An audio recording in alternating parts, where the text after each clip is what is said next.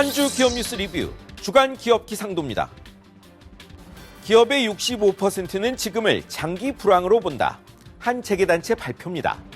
반면 경제협력개발기구의 한국경기선행지수는 29개월 만에 반등했고 소비자 전망도 낙관론이 늘었습니다. 해뜰 날은 온다는 믿음으로 기업 기상도 출발합니다. 먼저 LG화학, SK이노베이션입니다. 중국에서 다시 전기차용 배터리 보조금 받게 됐습니다. 정확히는 전기차 보조금인데요.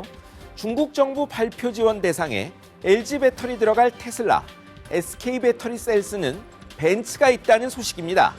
자국 업체 키우려 앞선 한국 업체 막더니 3년 만에 달라졌습니다. 최대 전기차 시장 중국서 다시 뛰게 된 겁니다.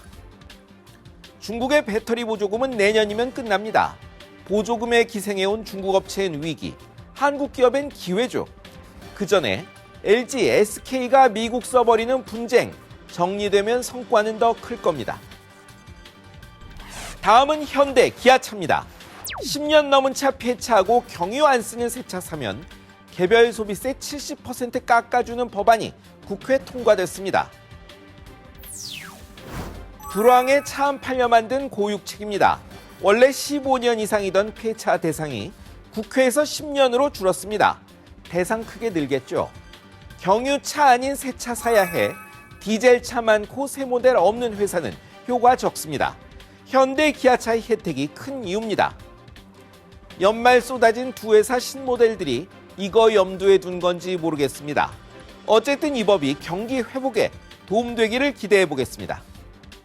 이제 흐린 기업입니다. 승합차 호출 서비스 타다입니다.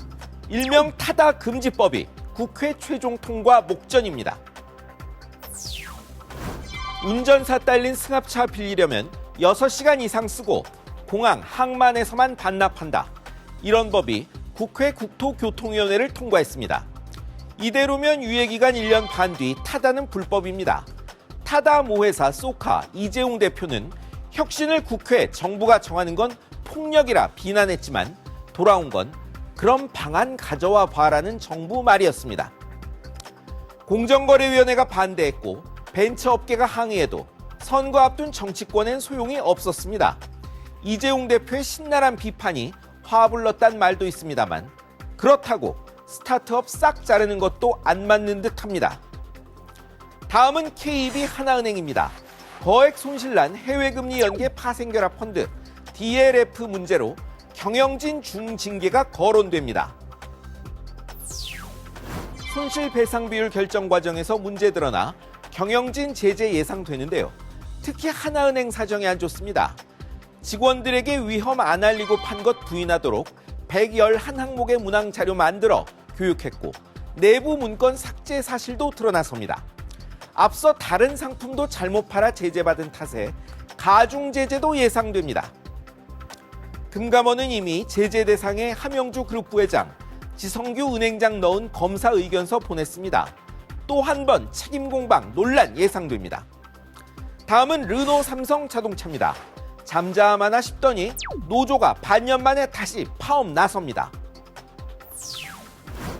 노조는 임금 인상과 함께 르노의 하청사가 아닌 독자 생존 방안을 요구합니다. 내년 생산량이 10만 대 초반까지 떨어진다는 전망도 있습니다. 반면 르노 본사는 생산성 낮아 이대로는 안 된다고 합니다. 대립 속의 파업은 가결됐고 이제 충돌만 남았습니다. 국내 완성차 업체들이 대거 외국 자본에 넘어갈 때 예상됐던 결과인데요. 차도 안 팔리는 이때 파업 충격이 더 클 것 같아 걱정입니다. 마지막은 메리츠 종금증권입니다. 부동산 금융으로 쏠쏠하던 이 회사가 암초 만났습니다.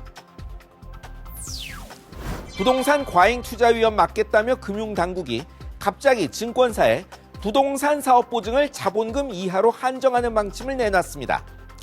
이 회사는 지금 그 비율이 140%가 넘어 돈 되던 사업 줄여야 할 판입니다. 회사는 문제 없다지만 주가는 충격을 면치 못했습니다. 메리츠는 부동산 금융이 많은 대표 증권사입니다. 지금까지 실적, 배당도 좋았죠. 장사는 위축될 수 있지만 대신 회사가 위기 맞을 가능성도 줄어드니 약일지 독일지는 지켜봐야 합니다. 일자리 사정이 수치상 넉 달째 좋습니다. 하지만 전체 일자리보다 60대 이상 일자리가 더 많이 늘었습니다. 젊은 층 일자리 사정이 나쁘다는 이야기죠. 불가피하다지만 이래서는 의미 있는 경기 회복이 어렵다는 건 분명합니다. 지금까지 주간 기업 기상도였습니다.